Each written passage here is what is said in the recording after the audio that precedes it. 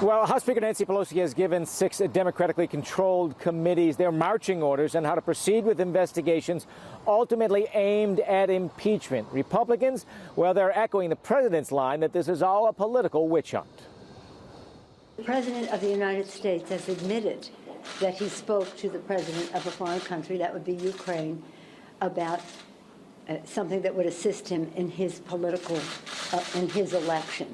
So that has changed everything. After the announcement by House Speaker Nancy Pelosi of a formal impeachment inquiry into President Trump, the White House today says it will release a transcript of a phone call at the center of what Democrats say is an abuse of presidential power. The actions of the Trump presidency revealed the dishonorable fact of the president's betrayal of his oath of office, betrayal of our national security, and betrayal of the integrity of our elections. Republicans saying the Speaker's actions have limits. Speaker Pelosi happens to be the Speaker of this House, but she does not speak for America when it comes to this issue.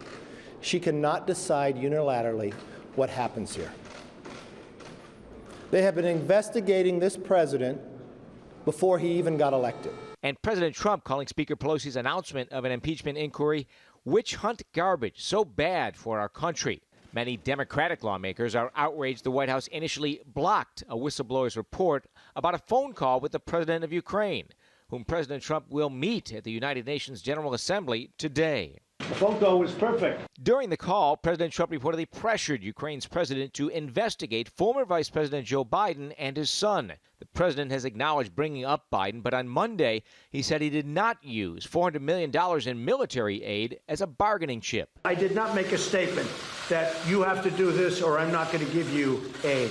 I wouldn't do that. On Tuesday, President Trump said he did sit on the money, but to force Europe to pay its fair share. So I said, hold it up, let's get other people to pay, and then everybody called me, oh, please, can we pay it? President Trump now trying to clear the air by releasing the transcript today. And CNN sources say the White House could also release the whistleblower's complaint about the call to Congress as early as today. The chairman of the House Intelligence Committee, Representative Adam Schiff, says the whistleblower wants to testify and says that could happen this week. President Trump says the release of the transcript will prove it was a very friendly and totally appropriate call, no pressure. But Speaker Pelosi claims the president's actions violate the Constitution. The president must be held accountable. No one is above the law.